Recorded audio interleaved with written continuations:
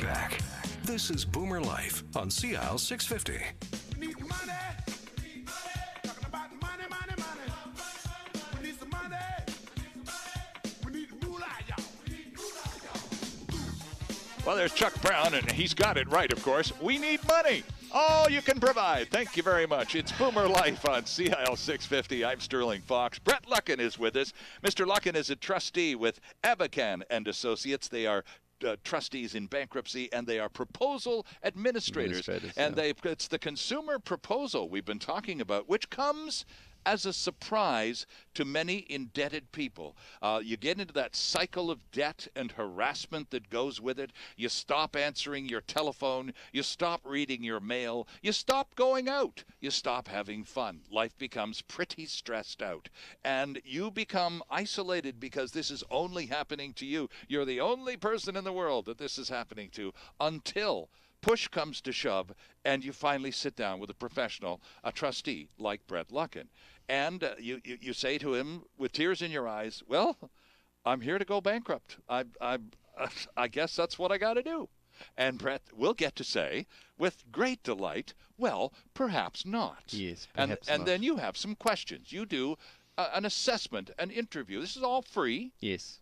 And you let the person. You have a few choice questions that you always ask in a particular order, and they are first of all, who do you owe, what do you own, and what do you earn?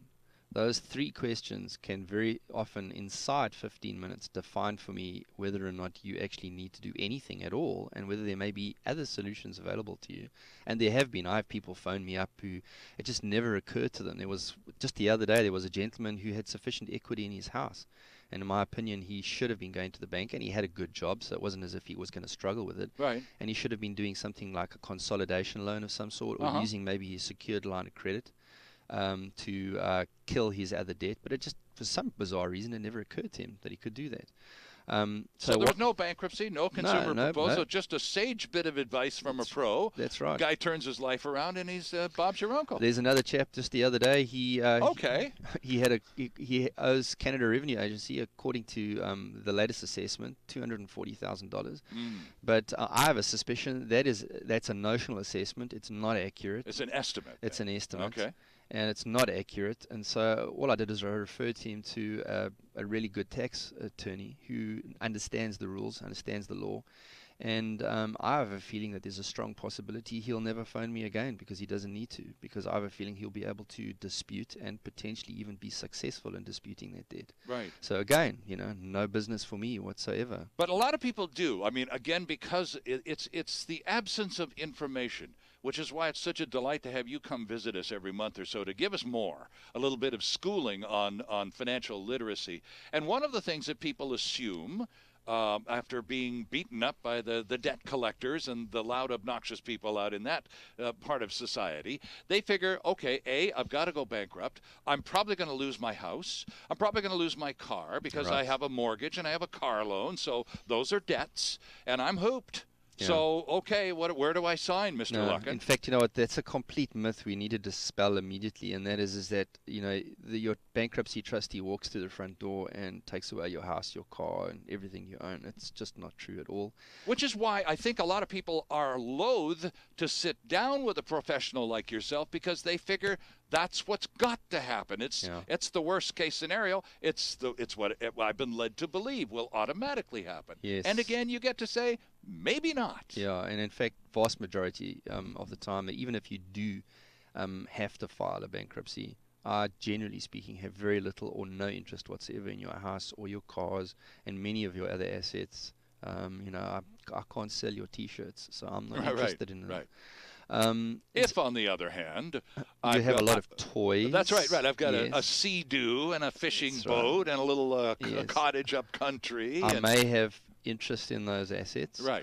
But in terms of the basic stuff that you need to wake up every morning and put food on the table, income as well, there is a certain amount of income that is exempt inside of bankruptcy. So I don't get to take away, just make you pay everything that you earn over to the bankruptcy trustee. It doesn't work that way either. And it's important for people to understand that there's a lot of myths, and a lot of it's the fear of the unknown. No kidding. And phoning a trustee with no obligation to do anything, and just explaining what your life story is and from a financial point of view, and then asking for information could very well clear up a lot of stuff that in your head is generating fear that doesn't need to do. Well, and it's partly, I think, the fear that you're feeling is an anxiety that is exacerbated constantly or reinforced by, again, those who want their pound of flesh. Thank you very much. The letters, the debt collectors, all of those phone calls. I mean, they want you to be afraid of them. They want you to pay that money out of fear. There are some very aggressive credit collectors, not using any names. There are some very, very aggressive credit collectors who will seem to be paid to be able to reduce people to tears, to chase people at 6 o'clock in the morning and 10 o'clock at night. Right.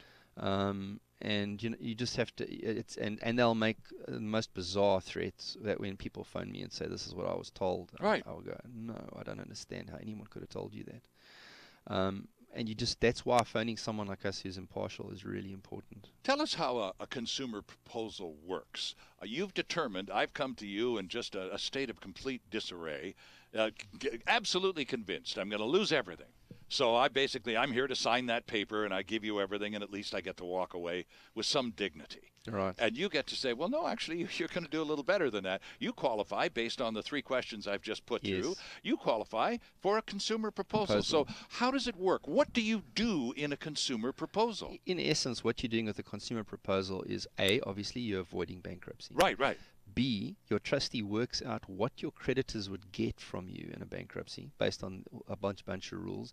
And what your trustee will do then is say, well, in a proposal, if you made a certain payment every month, you could actually offer them more. And by and large, most creditors will agree to that. They don't want to get less. You think of a large financial institution, it's interested in return. Sure. So if you're offering 30 cents on a dollar as opposed to 5 cents on a dollar in a bankruptcy, and you're offering 30 cents on a dollar in your proposal, it's fait accompli that, barring perhaps things I could not know, it's fait accompli they're going to say yes to that. Right. Because it's just a better return from their shareholder perspective and from a profit perspective. So what you're doing is you're making an offer that is more than what you would get, they would get out of you in a bankruptcy. It is interest free. In other words, the day you file a proposal, none of your unsecured creditors can charge interest after that day. So it's frozen. The debt is frozen in stone. What about all of those harassing bozos? They are not allowed to. Something called a stay of proceedings comes into place, which instantly means that no telephone calls, no more chasing letters, right up to even if your wages were being garnished the following day, right, or your bank account was currently frozen. All of that would cease to happen. It would the telephone calls will stop happening. Your freeze on your bank account will lift, and suddenly you now have an ability to go forward with your life, pay that debt off, and you can get up to 5 years to make the repayment back, keeping in mind it's interest free, and keeping in mind that it could be significantly less than 100 cents on the dollar. So this process that comes out of a meeting in which you do your evaluation with your 3 basic questions, and you've determined that the person across the desk from you is most likely to be a good candidate for a consumer proposal. Right. Well, enormous relief across the desk from you immediately. But I suppose what worries some would be, okay, this sounds great, but, what happens if, this was all triggered by a series of unfortunate of incidents that created this horrible thing. Now I'm prepared to get at it and to resolve my problems and to address my creditors straight on.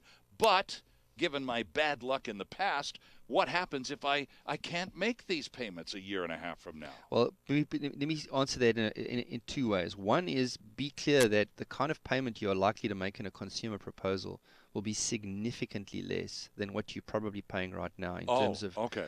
I mean, I've had people file proposals for $250, $300 who are paying in excess of $1,000 a month just servicing their debt. Not even that was paying it interest down. only. That was just interest. Yeah. And so it's a significant difference to what you were paying previously in many cases, not all the time, but in many cases.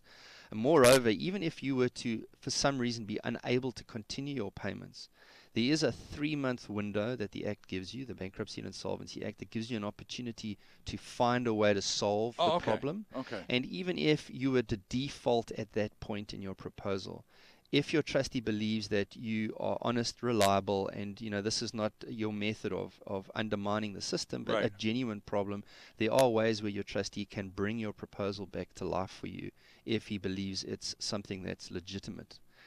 So there are many ways, and trustees, contrary to what many people will believe, trustees, in fact, that's their job, is to make it work for people. And only a trustee here in Canada, at least, has the power. Once the agreement to do the proposal has been completed, only a trustee has the power to turn off all of the ugly stuff in your life. Correct. Only a trustee has the ability in Canada to file a proposal or a bankruptcy. Nobody else. Interesting stuff. Our guest is a trustee in bankruptcy. He is Brett Luckin. He is a partner with Abakhan and Associates, trustees in bankruptcy and proposal administrators, with 5 offices all over British Columbia, and have trustee will travel privileges as well. They're online at abakhan.com. That's ABAKHAN.com. We need to take a break, and when we come back, a couple of real biggies in terms of debt problems for a lot of people, especially young people. We're talking student loans and the bank of mom and dad. Back after this. Celebrating the baby boomer lifestyle. This is Boomer Life on CL 650.